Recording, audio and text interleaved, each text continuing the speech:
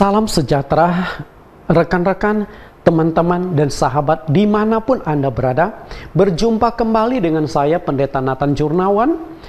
Saat ini kita akan membahas satu topik sambungan mini seri dengan tema membangun karakter Kristiani. Dari tema ini dikembangkan menjadi 7 judul yang berbeda tapi berkaitan satu dengan yang lainnya. Pentingnya pertobatan menjadi manusia ciptaan baru, karakter, perkataan, perbuatan, pikiran, dilahirkan dari air dan roh, yang berkarakter baik pasti diberkati, ada penghakiman atas karakter manusia, karakter menentukan keselamatan. Dan kita sudah mendengarkan 2 topik yang sudah saya sajikan, dan yang akan kita ikuti saat ini adalah topik yang ketiga, judul yang ketiga. Karakter meliputi perkataan, perbuatan, dan pikiran. Kita akan masuk ke dalam pembahasan kita. Membangun karakter Kristiani, karakter dalam hal perkataan, perbuatan, dan pikiran. 3 ini sangat-sangat penting di dalam pembentukan karakter seseorang.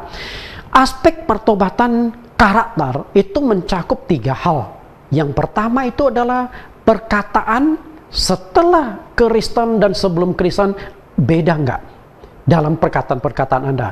Yang kedua adalah perbuatan. Sebelum dan sesudah Kristen ada perbedaan apa enggak? Dan yang ketiga adalah pikiran. Nah, kita akan pertajam ketiga aspek pertobatan karakter di sini. Karena ini yang sangat menentukan kepribadian seseorang. Menentukan sekali kekristenan Anda berhasil atau gagal di dalam perkataan, perbuatan, dan pikiranmu. Karena setiap hari itu yang kita lihat pada diri kita dan orang lain melihat diri kita. Yang pertama itu adalah perkataan. Perkataan. Ini pembentukan karakter dalam perkataan itu hal yang sulit. Kenapa saya katakan sulit? Kita lihat lebih jauh. Penatua Yakobus mengatakan bahwa salah satu organ tubuh yang sulit dikendalikan manusia itu adalah lidah.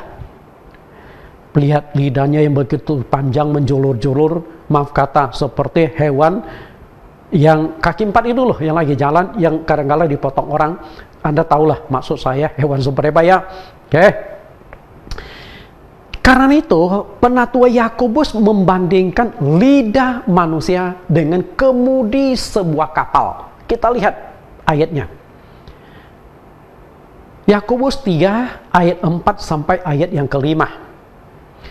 Dan lihat saja kapal-kapal, walaupun amat besar dan digerakkan oleh angin keras, namun dapat dikendalikan oleh kemudi yang amat kecil menurut kehendak jurumudi. Ayat 5, demikian juga lidah, walaupun suatu anggota kecil dari tubuh, namun dapat memegahkan perkara-perkara yang besar.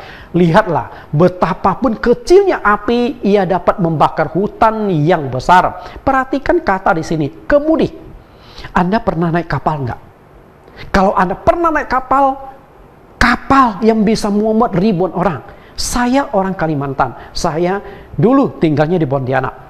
Nah, dulu saya naik ke Jakarta bukan naik pesawat, belum punya duit naik pesawat, karena itu sering kali naik kapal. Salah satu kapal yang saya suka naik itu adalah nama kapal Lawit. Itu bisa muat ribuan orang.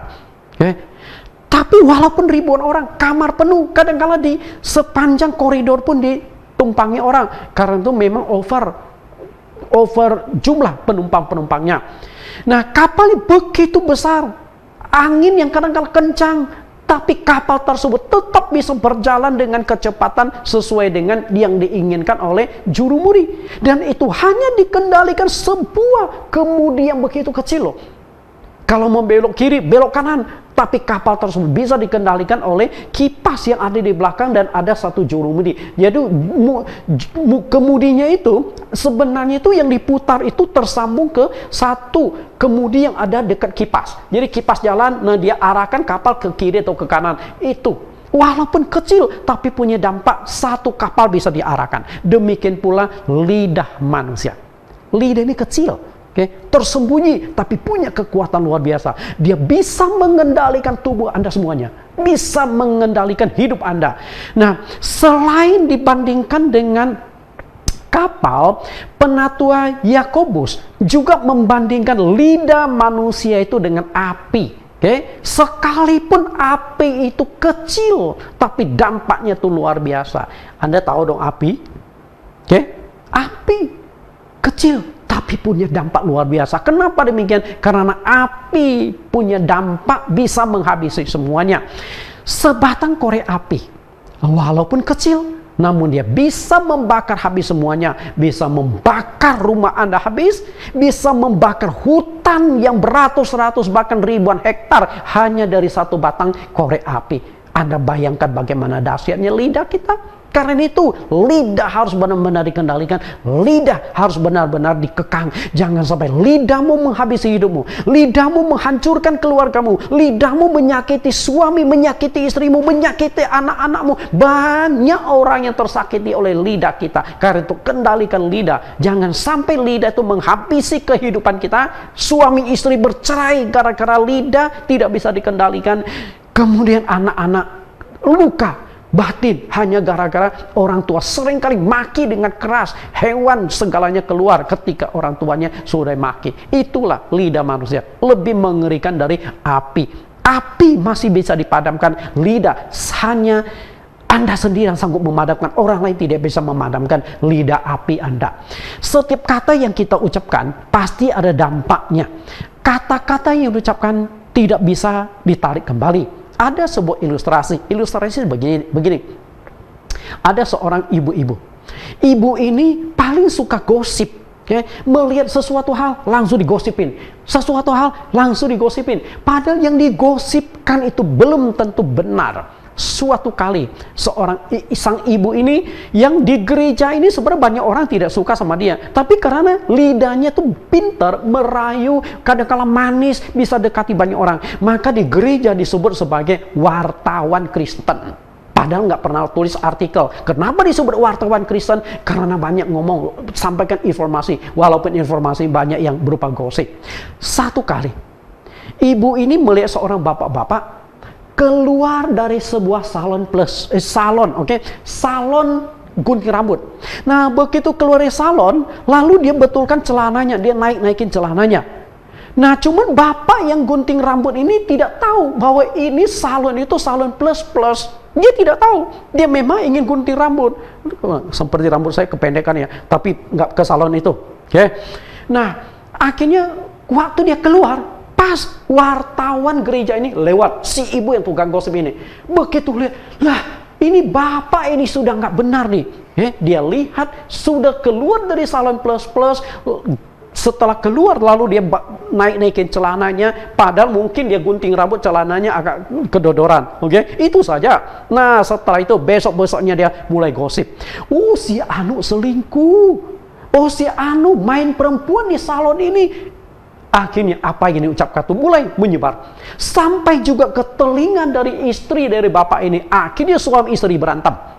Suaminya kan bingung. Loh, apa salahnya saya gunting rambut ke sana? Apa salahnya? Dan saya nggak tahu itu salon plus. Dan akhirnya ramai di gereja. Suami istri berantem nih.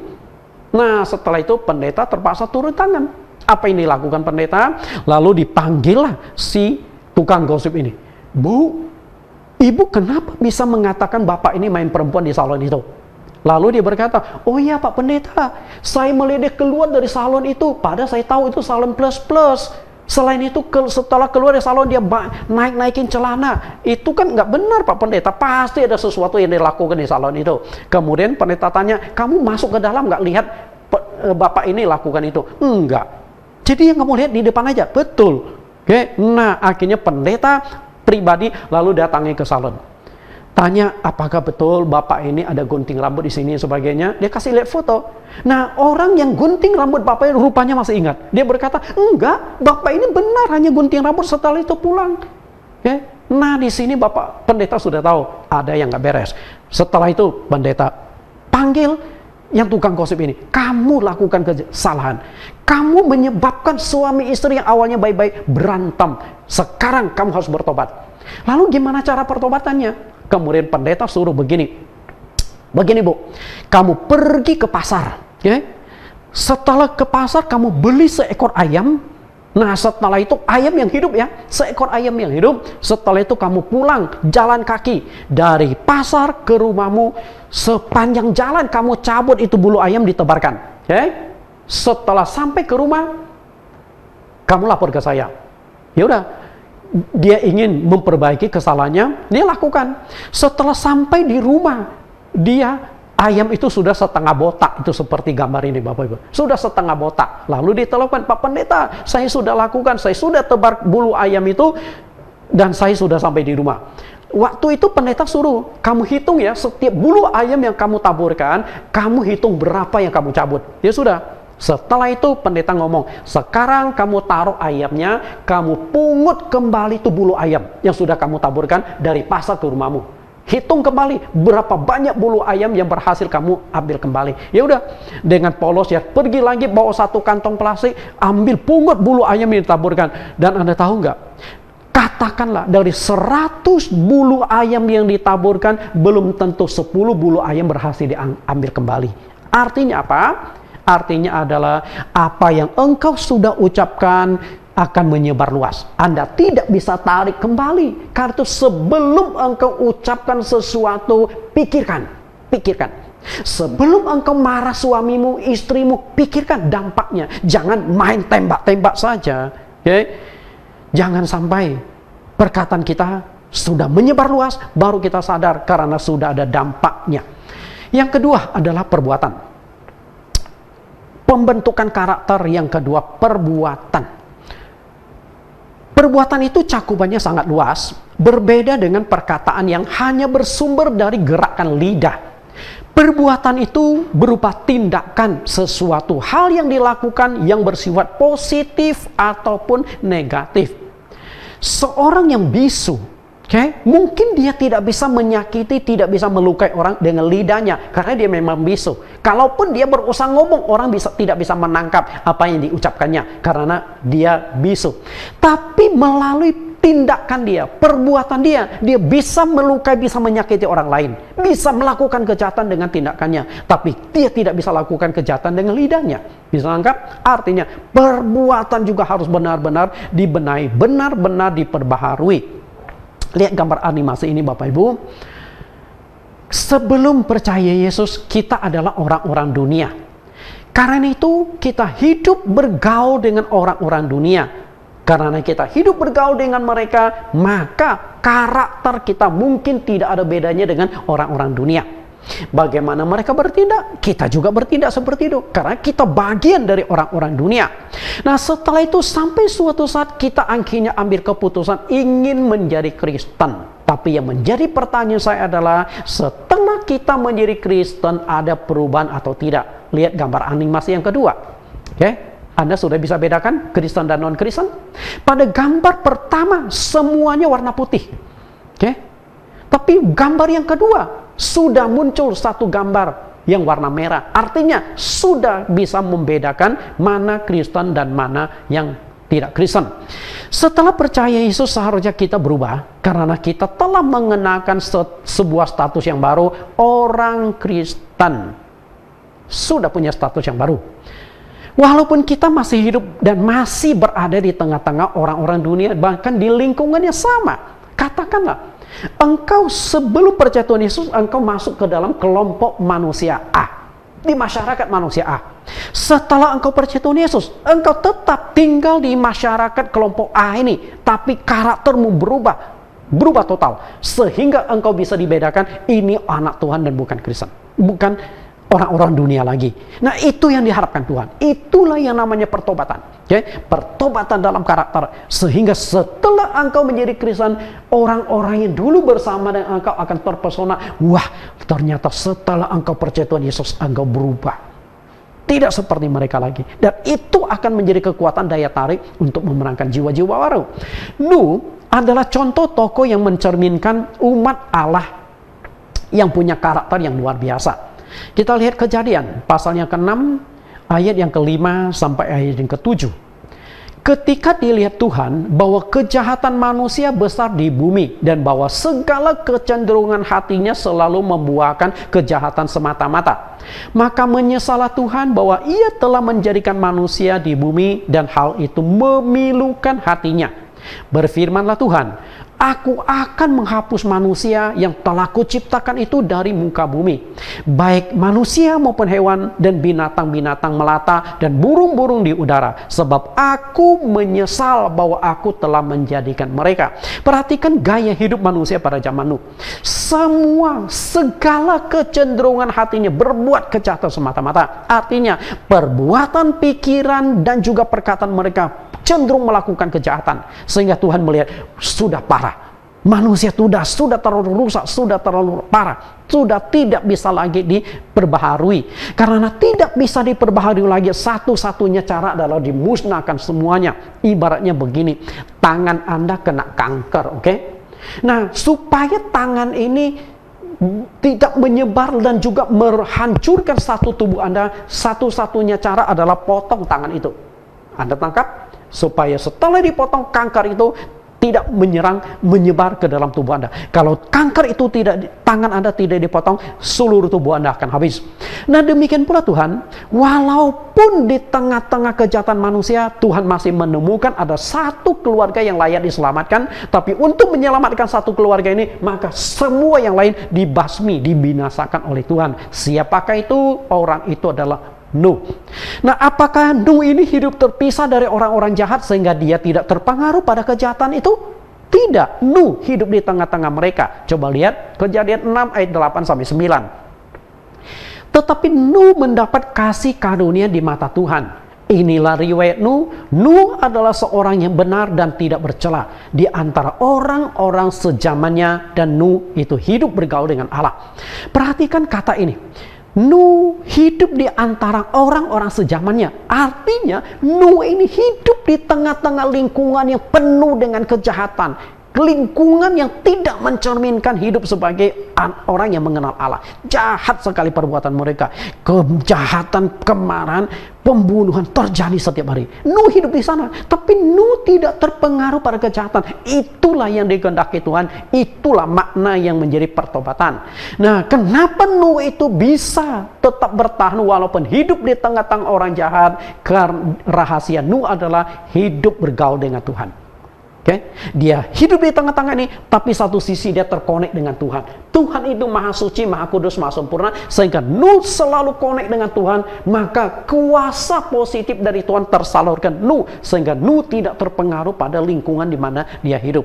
Saya bisa ibaratkan begini, Nuh adalah seorang yang hidup bagaikan sekuntum bunga yang tumbuh di tempat yang kotor. Nuh adalah seperti sekuntum bunga yang tumbuh di tempat yang kotor. Makna filosofinya adalah dia tidak terpengaruh di mana dia tumbuh. Bunga ini tumbuh di kotoran sapi. Perhatikan gambar ini, saya buat bunga ini di bawah itu kotoran sapi semua. Itu gambar ilustrasi, gambar animasi yang saya masukkan ke dalam pelajaran ini. Dan walaupun dia hidup di tempat kotor, bunga itu tetap menghasilkan wangi. Tergantung jenis bunganya. Misalnya, bunga mawar tumbuh di atas kotoran sapi.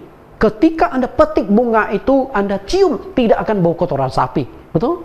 Itulah luar biasanya. Artinya, dia tidak terpengaruh di mana dia hidup. Walaupun dia menyerap kotoran sapi itu, tapi dia manfaatkan untuk kesuburan dia. Kemudian bunga ini, Nuh ini bisa bertahan dari kejahatan-kejahatan karena dia bergaul erat dengan Tuhan. Dan akhirnya Nuh sekeluarga 8 orang diselamatkan Allah dari air bah. Jadi begitu pentingnya menjadi manusia yang baru, karena Tuhan hanya berkenan kepada manusia yang baru. Nah, dari perbandingan ini kita arahkan menjadi Kristen. Demikian pula seharusnya setelah kita percaya Tuhan Yesus. Kita harus seperti Nuh ini, harus seperti bunga ini. Artinya adalah kita tidak terpengaruh di mana kita hidup. Anda menjadi Kristen bukan berarti Anda harus meninggalkan orang-orang jahat di bumi di mana engkau tinggal. Tidak, engkau boleh tetap tinggal di sana. Kalau tidak, engkau harus pindah ke planet lain. Jangan-jangan planet lain ada alien juga yang lebih jahat dari manusia. Oke? Nah, kita tetap tinggal di masyarakat yang penuh kejahatan, tapi kita tidak terpengaruh pada kejahatan itu karena kita membentengi diri, ada tameng dalam diri kita. Kita tetap menghasilkan terang di tengah kegelapan. Itulah yang luar biasa. Di mana engkau hidup itu manusia kegelapan, manusia yang perkataan, perbuatan, pikirannya diliputi kegelapan, tapi engkau harus bisa muncul dan bersinar di tengah-tengah kegelapan itu. Itulah menjadi bunga yang wangi. Hidup bergaul erat dengan Tuhan Yesus, itulah solusinya. Hubungan engkau dengan Tuhan kalau erat, engkau sanggup mempertahankan kesucianmu. Tapi kalau hidupmu dengan Tuhan tidak erat, maka engkau tidak sanggup melawan kejahatan di dunia. Dunia mempengaruhi engkau, bukan engkau yang mempengaruhi dunia. Kalau engkau menjadi terang dan garam dunia, maka engkau yang mempengaruhi dunia. Tapi jika engkau tidak bisa menjadi terang dan garam, maka dunia yang mempengaruhi engkau. Hanya dua kemungkinan itu. Dan ujung-ujungnya, kalau kita bisa seperti Nuh, maka kita pasti selamatkan pada akhir zaman. Ingat, dunia ini akan dihancurkan. Dunia akan dibakar. Karena di dalam 2 Petrus pasal 3 ayat 10 sampai ayat yang ke-12, dunia akan musnah. Kalau dunia ini akan musnah, maka betapa suci dan salehnya kita harus hidup di hadapan Tuhan. Menjadi manusia ciptaan baru, manusia yang punya karakter baru, sehingga kita diperkenan Tuhan dan layak diselamatkan. Yang ketiga, pikiran. Pembaharuan yang ketiga itu adalah pikiran kita. Apakah pikiran kita sebelum dan sesudah Kristen itu berubah?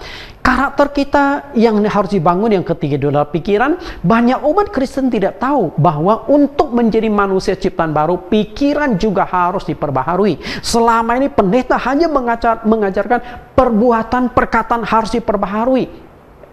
Perkataan, perbuatan harus diperbaharui. Padahal menurut saya semua itu ditentukan di pikiran.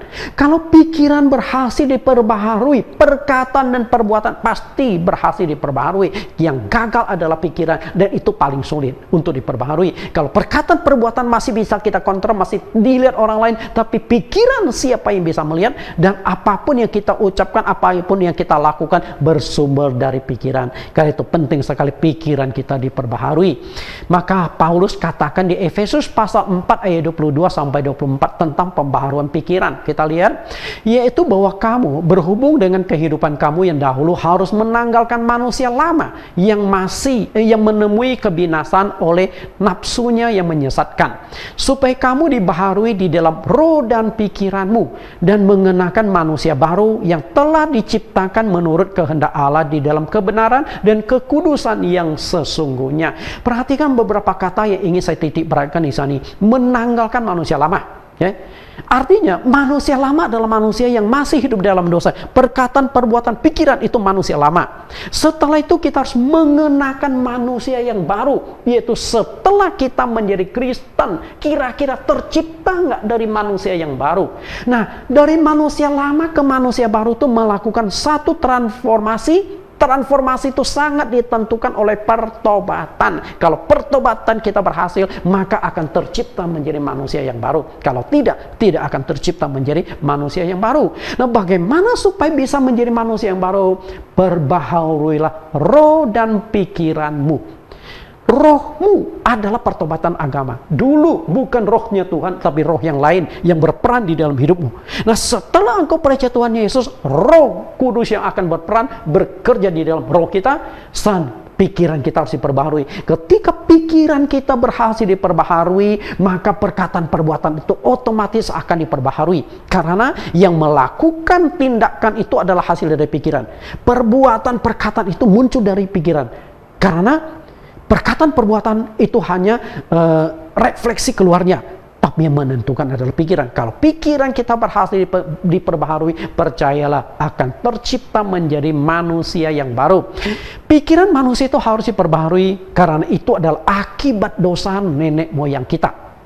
Kita lihat buah pohon pengetahuan tentang yang baik dan yang jahat itu tidak langsung mempengaruhi fisik manusia, tapi yang dipengaruhi adalah otak manusia, otak Adam dan Hawa. Kenapa saya katakan demikian? Karena sebelum Adam dan Hawa makan buah pengetahuan baik dan jahat, mereka telanjang. Dan sesudah makan buah itu, mereka tetap telanjang. Secara fisik tidak ada perubahan. Coba lihat dasar ayatnya, Kejadian pasal 2 ayat 25. Mereka keduanya telanjang, mereka manusia dan istrinya itu, tetapi mereka tidak merasa malu. Perhatikan, tidak merasa malu, karena di dalam otaknya itu tidak ada yang negatif, tidak ada yang namanya pornografi. Nah, lalu di pasal yang ketiga, ayat yang ketujuh, maka terbukalah mata mereka berdua dan mereka tahu bahwa mereka telanjang. Lalu mereka menyemat daun pohon ara dan membuat cawat. Ayat yang ketujuh, maka terbukalah mata mereka berdua. Mereka tahu telanjang. Sebelum makan buah itu kemarin juga telanjang. Dan setelah makan buah itu, kok mereka sekarang baru sadar telanjang? Kenapa demikian? Itulah disebut buah pengetahuan tentang yang baik dan yang jahat. Pengetahuan itu berbicara dengan otak. Bicara tentang pengetahuan, mengetahui. Maka disebut buah pengetahuan. Ternyata buah pengetahuan berdampaknya pada otak Adam dan Hawa, tidak berdampak langsung kepada badan mereka. Sebelum makan buah itu telanjang, sesudah makan tetap telanjang, tapi cara pikirnya di otak mereka sudah berubah. Mereka tahu, waduh, malu telanjang, menyemat daun ara. Yang mereka lihat pertama setelah makan buah itu adalah pornografi. Dan generasi pertama langsung lakukan kejahatan besar, yaitu Kain membunuh adiknya Habel. Itu dampak dari buah pengetahuan. Kenapa? Karena sudah ada iri hati.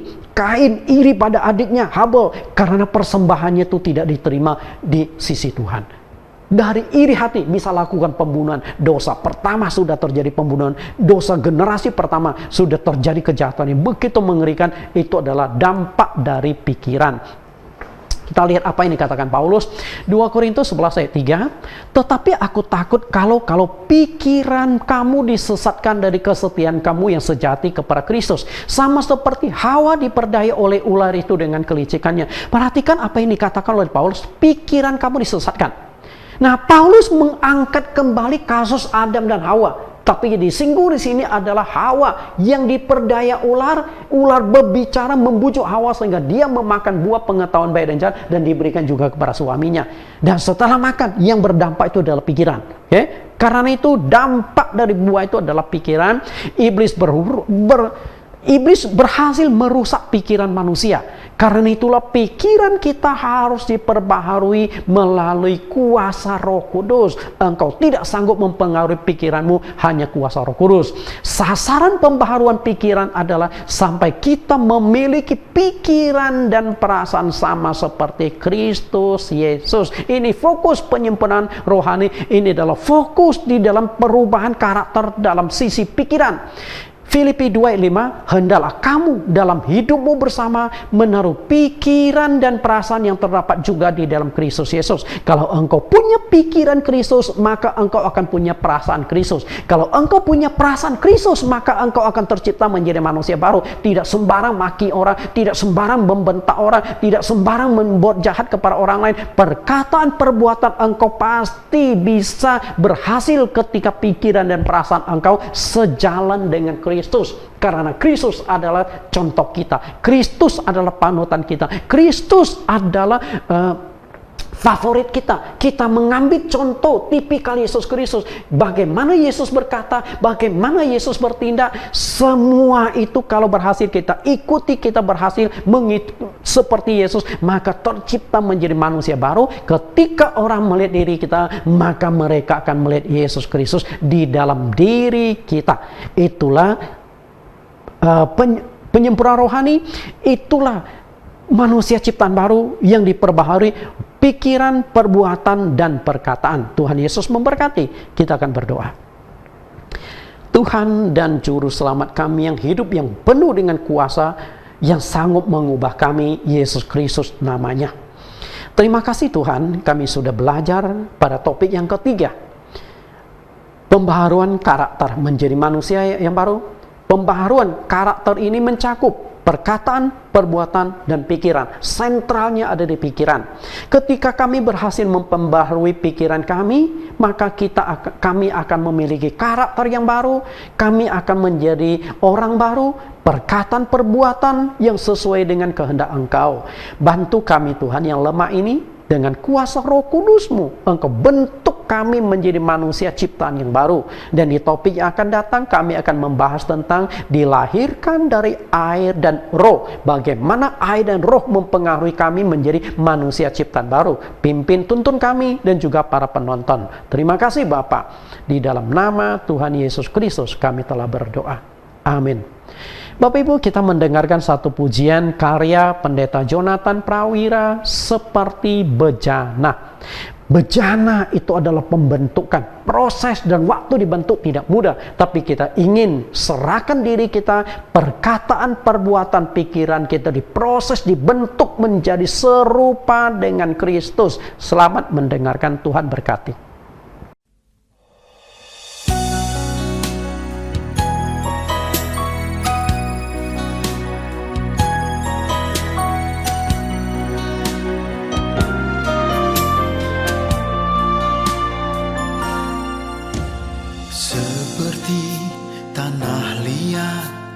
Dalam tangan penjunan, demikianlah hidupku dalam tangan-Mu Tuhan. Di tengah pencobaan, dera dan aniaya akan membuatku sempurna menjadi bejana indah. Seperti bejana Tuhan bentuklah hatiku, bahkanlah seturut kehendak-Mu. Seperti bejana Tuhan pakailah hidupku, jadikanlah sesuai rencana-Mu.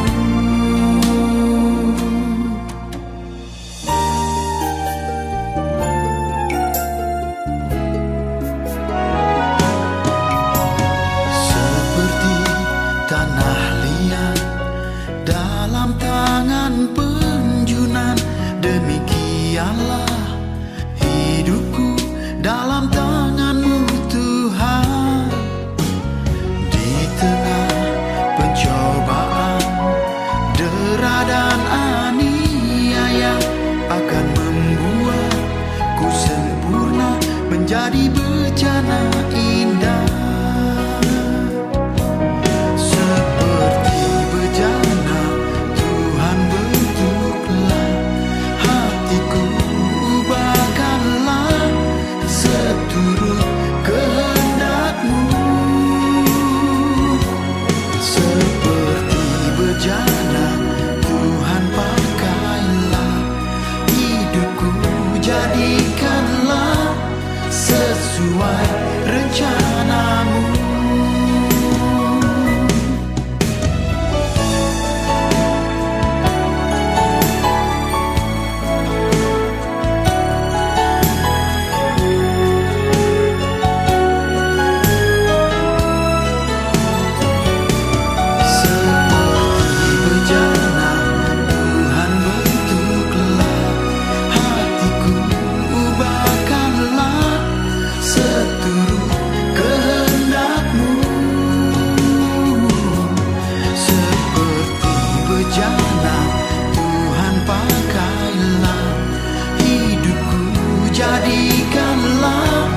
Sesuai rencana-Mu. Seperti bejana Tuhan bentuklah hatiku, bahkanlah seturut kehendak-Mu. Seperti bejana Tuhan pakailah hidupku, jadikanlah sesuai rencana-Mu. Jadikanlah sesuai rencana-Mu.